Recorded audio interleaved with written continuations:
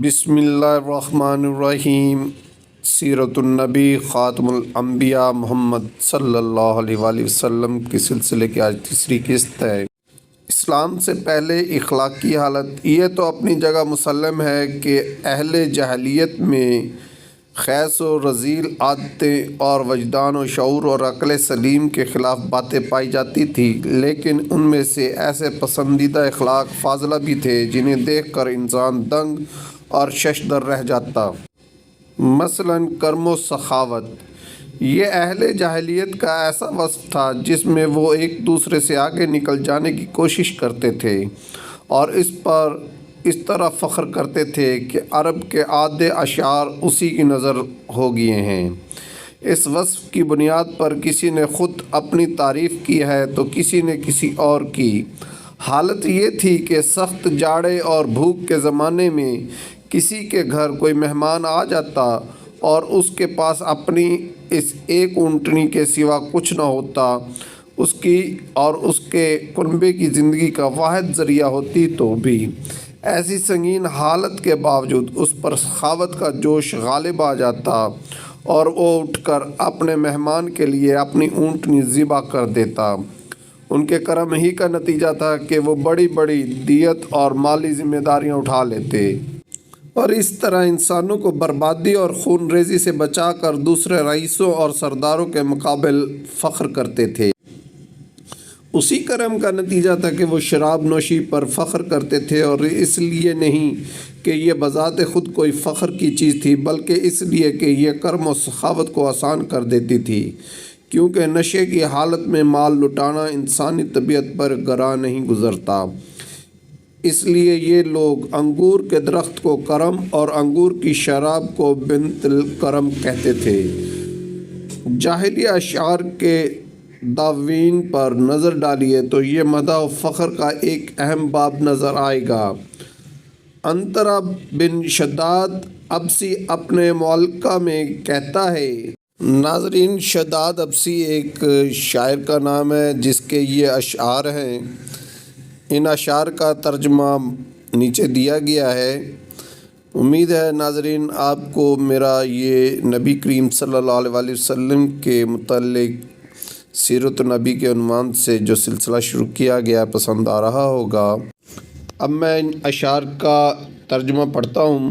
میں نے دوپہر کی تیزی رکنے کے بعد ایک زرد رنگ کے دھاری دار جام بلوری سے جو بائیں جانب رکھی ہوئی تابناک اور موم بند خم کے ساتھ تھا، نشان لگی ہوئی صاف شفاف شراب پی، اور جب میں پی لیتا ہوں تو اپنا مال لٹا ڈالتا ہوں، لیکن میری آبرو بھرپور رہتی ہے، اس پر کوئی چوٹ نہیں آتی، اور جب میں ہوش میں آتا ہوں تب بھی سخاوت میں کوتاہی نہیں کرتا، اور میرا اخلاق و کرم جیسا کچھ ہے تمہیں معلوم ہے۔ ان کے کرم ہی کا نتیجہ تھا کہ وہ جوا کھیلتے تھے۔ ان کا خیال تھا کہ یہ بھی سخاوت کی ایک راہ ہے، کیونکہ انہیں جو نفع حاصل ہوتا یا نفع حاصل کرنے والوں کے حصے سے جو کچھ فاضل بچ رہتا اسے مسکینوں کو دے دیتے تھے۔ اسی لیے قرآن پاک نے شراب اور جوئے کے نفع کا انکار نہیں کیا، بلکہ فرمایا ہے کہ ان دونوں کا گناہ ان کے نفع سے بڑھ کر ہے۔ وفائے عہد۔ یہ بھی دور جاہلیت کے اخلاق کی فاضلہ میں ہے۔ عہد کو ان کے نزدیک دین کی حیثیت حاصل تھی، جس سے وہ بہرحال چمٹے رہتے تھے اور اس راہ میں اپنی اولاد کا خون اور اپنے گھر بار کی تباہی بھی ہیچ سمجھتے تھے۔ اسے سمجھنے کے لیے حائی بن مسعود شیبانی، سموال بن عبادیہ اور حاجب بن زرارہ کے واقعات کافی ہیں۔ بانی بن مسعود کا واقعہ ہیرا کی بادشاہی کے تحت گزر چکا ہے۔ سموال کا واقعہ یہ ہے کہ امرؤ القیس نے اس کے پاس کچھ زرہیں امانت رکھ چھوڑی تھی۔ حارث بن ابی شمر غانی نے انہیں اس سے لینا چاہا، اس نے انکار کر دیا اور تیمہ میں اپنے محل کے اندر بند ہو گیا۔ سموال کا ایک بیٹا قلعہ سے باہر رہ گیا تھا۔ حارث نے اسے گرفتار کر لیا اور زرعی نہ دینے کی صورت میں قتل کی دھمکی دی، مگر سموال انکار پر اڑا رہا۔ آخر حارث نے اس کے بیٹے کو اس کی آنکھوں کے سامنے قتل کر دیا۔ حاجب کا واقعہ یہ ہے کہ اس کے علاقے میں قحط سالی پیش آئی۔ اس نے کسریٰ سے اس کی عملداری کے حدود میں اپنی قوم کو ٹھہرانے کی اجازت چاہی۔ کسریٰ کو ان کے فساد کا اندیشہ ہوا، لہٰذا ضمانت کے بغیر منظور نہ کیا۔ حاجب نے جب اپنی کمان رہن رکھ دی اور وعدے کے مطابق قحط ختم ہونے پر اپنی قوم کو واپس لے گیا اور ان کے صاحبزادے حضرت عطارد بن حاجب رضی اللہ تعالیٰ عنہ نے کسریٰ کے پاس جا کر بات کی امانت واپس طلب کی، جسے کسریٰ نے ان کی وفاداری کے پیش نظر واپس کر دیا۔ خودداری اور عزت نفس اس پر قائم رہنا اور ظلم و جبر برداشت نہ کرنا بھی جاہلیت کے معروف اخلاق میں سے تھا۔ اس کا نتیجہ یہ تھا کہ ان کی شجاعت و غیرت حد سے بڑھی ہوئی تھی۔ وہ فوراً بھڑک اٹھتے تھے اور ذرا سی بات پر جس سے ذلت و اہانت کی بو آتی، شمشیر و سناں اٹھا لیتے اور نہایت خون ریز جنگ چھیڑ دیتے۔ انہیں اس راہ میں اپنی جان کی قطعاً پرواہ نہ رہتی۔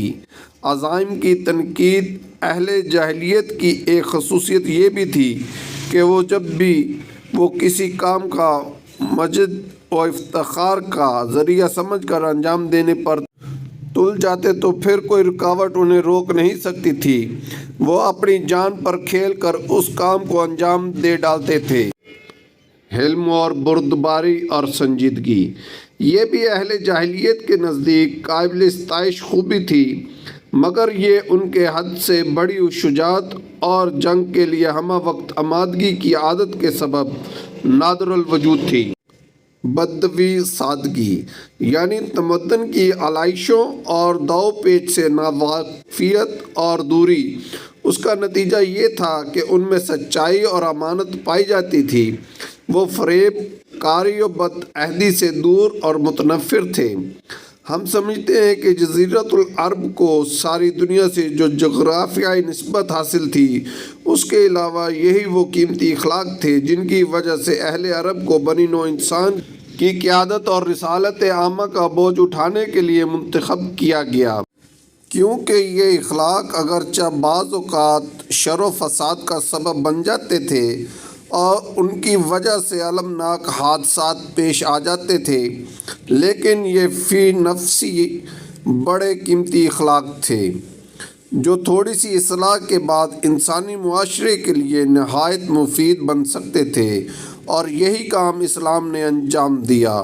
اور غالباً ان اخلاق میں بھی ایفائے عہد کے بعد عزت نفس اور پختگی عزم سب سے گراں قیمت اور نفع بخش جوہر تھا، کیونکہ اس قوت قاہرہ اور عزم مصمم کے بغیر شر و فساد کا خاتمہ اور نظام عدل کا قیام ممکن نہیں۔